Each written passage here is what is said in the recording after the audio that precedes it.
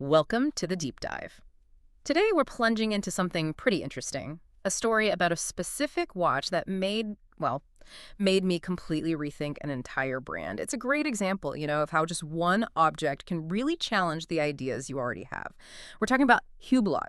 Now, that's a name that for many just immediately brings certain things to mind, doesn't it? A brand that really shakes things up. Since 1980, they've been known for these daring designs, bold use of materials, colors. I mean, think about it.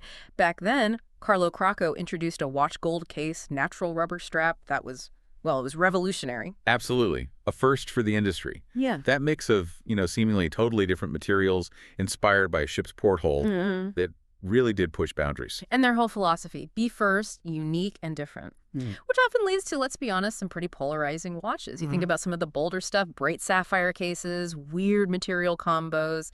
They definitely divide opinion. They certainly do. But today, we're going to explore how one model, the Classic Fusion Essential Taupe, kind of offers a counterpoint to some of that negativity you sometimes hear. Well, it's fascinating, isn't it? A brand that deliberately tries to step off the beaten path, explore new ground, like Hublot does.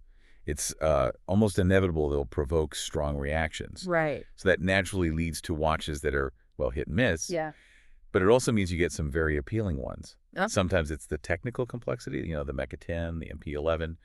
Those are Hublot's really complex in-house movements, super intricate. Right, the mechanics. Or sometimes it's just the provocative aesthetics, and that's really what we're digging into today. It's a brand that makes you think about design itself, actually. Okay, so let's get into this Classic Fusion, visually speaking. What was it about the look of this essential taupe that first grabbed your attention?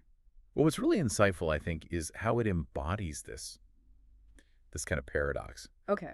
It manages to be subtle and outspoken, simple yet complex, all at the same time. How so? Well, the case, for instance, it still has that classic Hublot porthole look, right? Bold, you recognize it instantly. Definitely. But then the dial, this really refined taupe color, and this sort of minimalist presentation, it strips away all the usual excess. It forces you to see Hublot's core design in a new, much more understated light.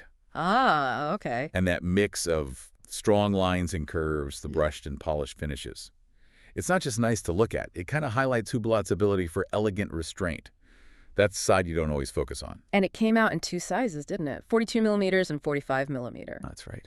Now, the 45 is, well, it's large. No denying that. It certainly gets the message across. Oh, yeah. Big presence. But you lean towards the 42 millimeter. What made that size feel more right for you? Yeah, I did.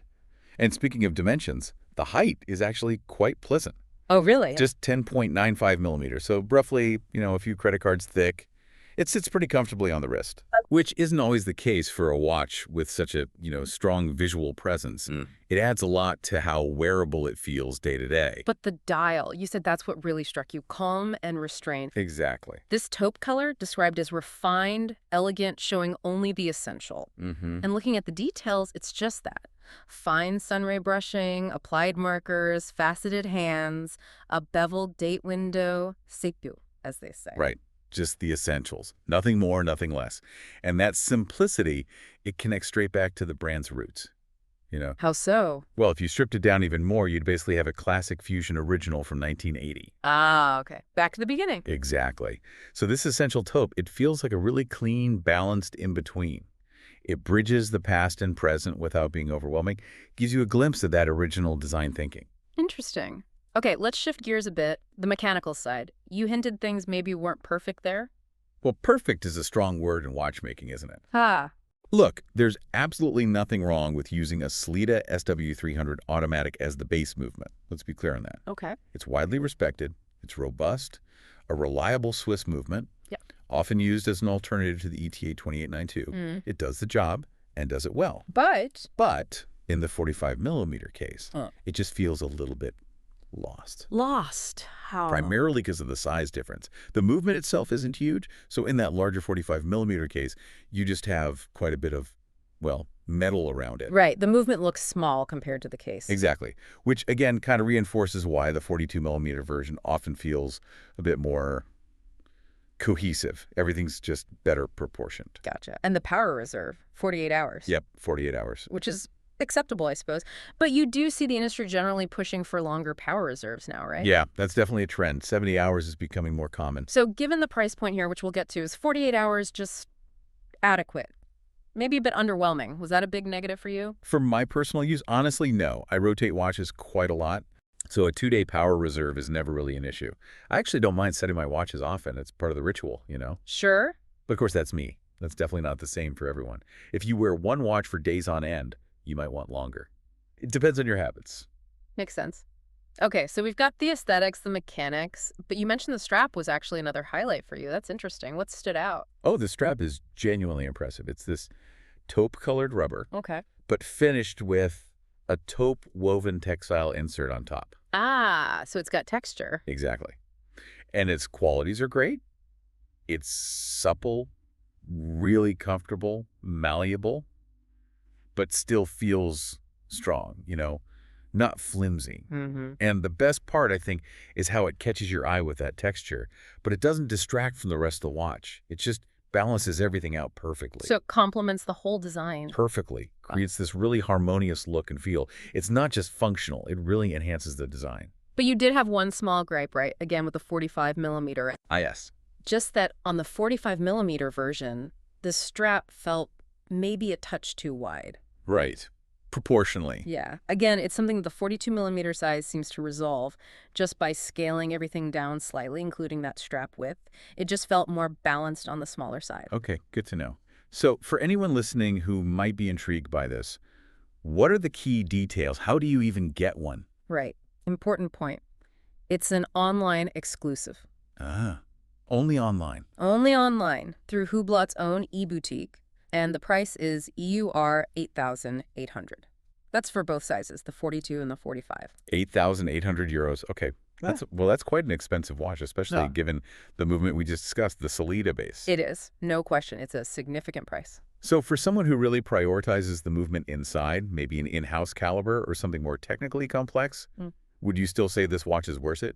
Or is the design so compelling it kind of overrides that? And that's where we come back to that paradox, isn't it? Yes, it is quite expensive considering the movement.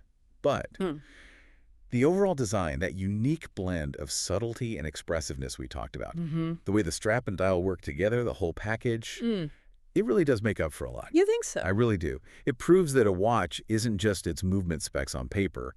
It's the complete thing, the feeling it gives you. And the feeling this one gives is, yeah, distinctly refined.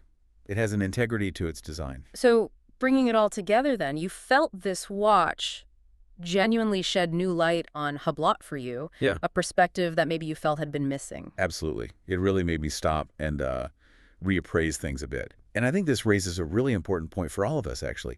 Preferences, especially with watches, are deeply personal, right? Of course. But it's so crucial to try and keep an open mind. We shouldn't just, repeat what we read online or hear from others without actually taking the effort to check something out for ourselves first. Yeah, form your own opinion. Exactly. True insight, real understanding often comes from that personal examination. It's like, seeing a film everyone's talking about versus just reading the reviews. You need to experience it yourself. That's a great point. This whole deep dive into the Hublot Classic Fusion Essential Taupe really does show how one specific design can make you question your assumptions about a whole brand. Even a brand like Hublot, known for being so bold and, often polarizing. It's a good reminder to look beyond the headlines, isn't it? Really see the details, form your own informed view. Absolutely. And knowledge is most valuable when it's actually understood and applied, especially when it means challenging your own assumptions, considering different viewpoints. That's where the interesting stuff happens. That's where the real learning is, and honestly, where you get those aha moments. So a final thought for everyone listening today. As you go about your day, maybe think about this. What other established ideas, common opinions, maybe in your own hobbies or work, what might benefit from you taking that extra step to check something out for yourself first instead of just, accepting the popular narrative? How might approaching things with a genuinely open mind reveal some unexpected insights or maybe those aha moments that you've actually been missing, something to think about?